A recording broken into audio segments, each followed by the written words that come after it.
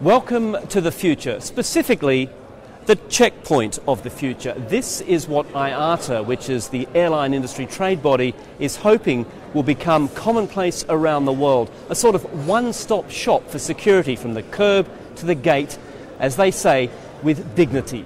So how does it work? Let's now ask Ken Dunlap. Hello, Ken. Welcome. Thank you very much. You're head of security at IATA. Walk us through this. I want to show you the revolution. Okay. The first thing you need to do is identify yourself to our system. Passport. In here. It says it's normal. I'm a normal person. And that's the result of passenger pre-screening that's been done by your government. And it's also the result of a known traveler program that your government may choose to implement within your country. Okay, so I'm through this stage. And we have a smart system. Through the normal channel. Okay. What do I do now? And we're asking you to identify yourself one last time so you don't sneak into the tunnel you don't belong into. Passport in there. Iris scan. This says everything's okay. I'm still good. You're fine, and you're clear to walk through the tunnel and receive your security scanning. So walking through the tunnel, security scanning. I've got X-ray, metal detector, liquid detector, shoe scanner, and explosive trace, which has just gone red. They've traced explosives on me. I've got a sign here that says alarm activated. Absolutely. So what happens now? I'm taken off and extra checks done. Obviously. So let me tell you what doesn't happen first.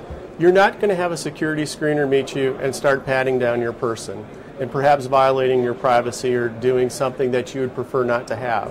What we do instead is we have an additional security lane where a security officer would come and meet you here and escort you to a second lane where you can continue to walk in the same fashion and receive additional and enhanced screening. Okay, so let's assume I've gone through everything there clean. I can now board my flight, is that right? You can board your flight. And I walk through, it's just a walking pace through all those different scanners. We want you to keep your stride. We don't want you to stop. And in fact, we don't even want you to know that you're being security screened. Sounds fantastic, obviously. How realistic is it? When can we see anything like this? Well, this is science fact and it's not science fiction. We think in about 5 to 7 years that all the technology we need to build this will be available.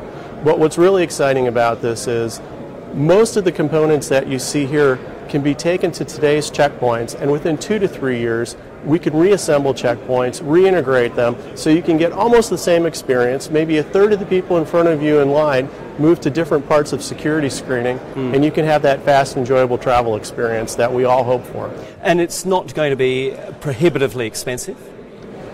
We need to work on the cost, but we know what's expensive right now.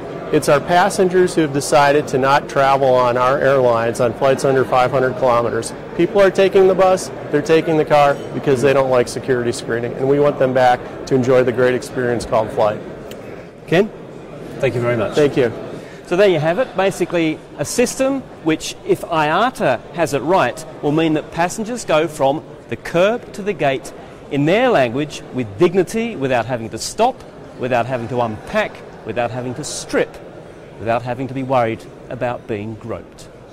Andrew Stevens, CNN, Singapore.